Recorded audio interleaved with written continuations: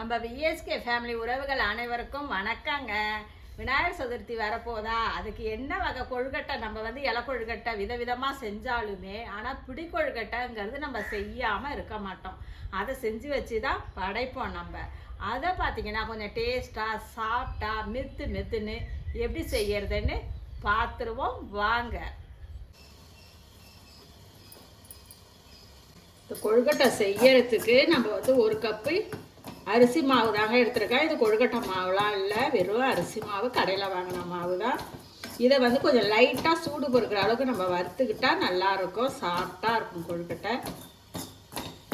இதை அப்படியே சிம்லேயே வச்சு லைட்டாக வதக்கிப்போம். இங்கே கொழுக்கட்டை மாவு கூட இதை மாதிரியே இதே மெத்தடில் தான் செய்யணும். கொழுக்கட்டை மாவும் இப்போ மாவு இந்த அளவுக்கு வறுபட்டா போருங்க. நம்ம ஒரு கப்பு அரிசி மாவுக்கு 3/4 கப்பு வெல்லங்க.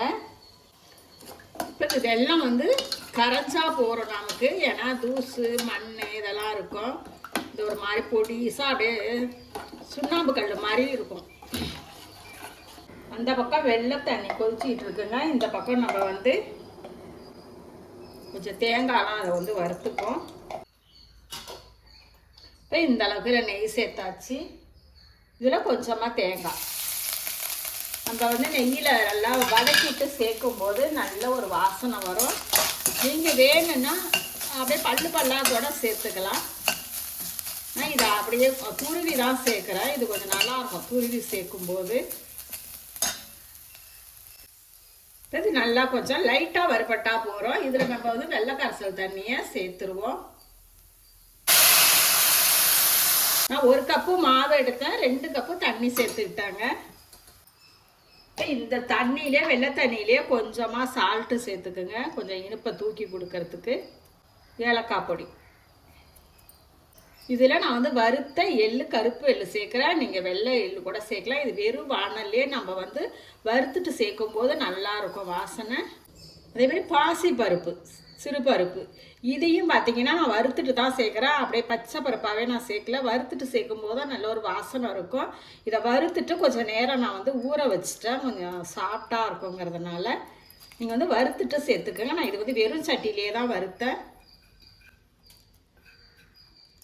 இப்போ நம்ம இதை எல்லாமே இதில் சேர்த்துட்டோம்.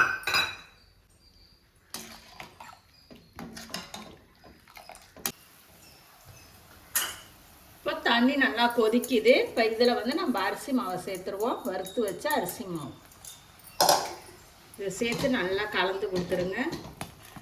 கட்டி விடும், அப்படியே கலந்து கொடுங்க. அடுப்பை மீடியமாக வச்சு அப்படியே இதை மாதிரி அமைக்கி பிடிச்சி கலந்து கொடுத்துருங்க.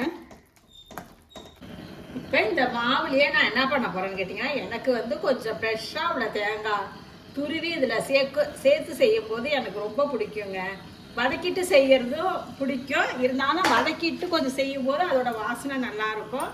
இது மாதிரி கடைசியாக கொஞ்சம் நம்ம துருவின தேங்காவை அப்படியே ஃப்ரெஷ்ஷாக சேர்த்துக்கிட்டோம்னா அது இன்னுமே நல்லா ஒரு டேஸ்ட்டை தூக்கி கொடுக்குங்க. நல்லா பார்க்கவும் நல்லா இருக்குங்க. இது இப்போ மாவு ஆறுனதும் நல்லா இந்த அளவுக்கு இருக்கு பாருங்கள், சாப்பிட்டா. இப்போ இதில் நம்ம நெய்யாவது எண்ணெயாவது இதுக்கு சும்மாவே நம்ம தட்டெல்லாம் ஒட்டாது,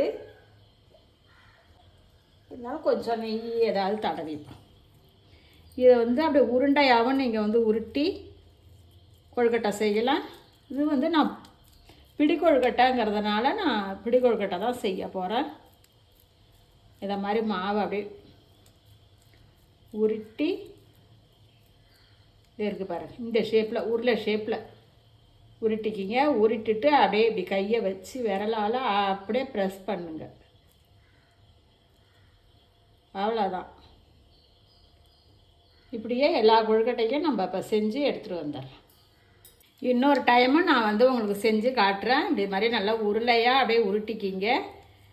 இது நீங்கள் என்னன்னா நம்ம பிள்ளையார் சுற்றி அன்னைக்கு கொழுக்கட்டை எத்தனை வகை செஞ்சாலும் இந்த பிடி கொழுக்கட்டை செய்யாமல் இருக்க மாட்டாங்க. எல்லார் வீட்லேயும் இந்த பிடி கொழுக்கட்டை செஞ்சு தான் வச்சு நம்ம சாமிக்கு படைப்போம். அதுலேயே இது கொஞ்சம் வித்தியாசமாக பாசி பருப்பு எள் இதெல்லாம் வறுத்துட்டு சேர்க்கும்போது டேஸ்ட்டும் நல்லாயிருக்கும்.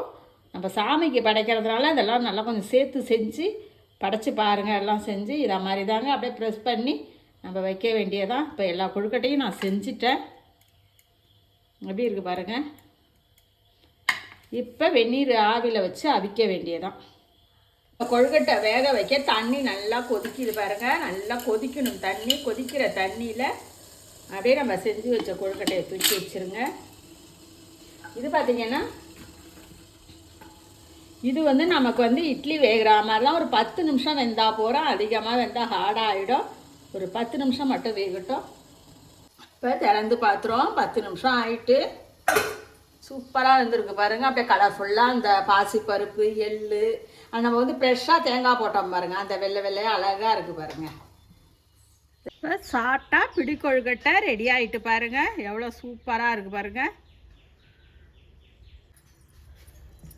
எவ்வளோ சாஃப்டாக இருக்குது பாருங்களா. அப்படியே புட்டாவே எப்படி இருக்குது பாருங்கள். கொழுக்கட்டைன்னா அப்படி தாங்க நல்லா மெத்துன்னு இருக்கணும். இது மாதிரி நீங்களும் ஒரு டைம் விநாயகர் சதுர்த்திக்கு பிடி கொழுக்கட்டை செஞ்சு பாருங்கள். செஞ்சு பார்த்துட்டு எப்படி இருக்குன்னு கமெண்டில் சொல்லுங்கள். ரசித்து சமைங்க, ருசித்து சாப்பிடுங்க. நாளை சந்திப்போம்.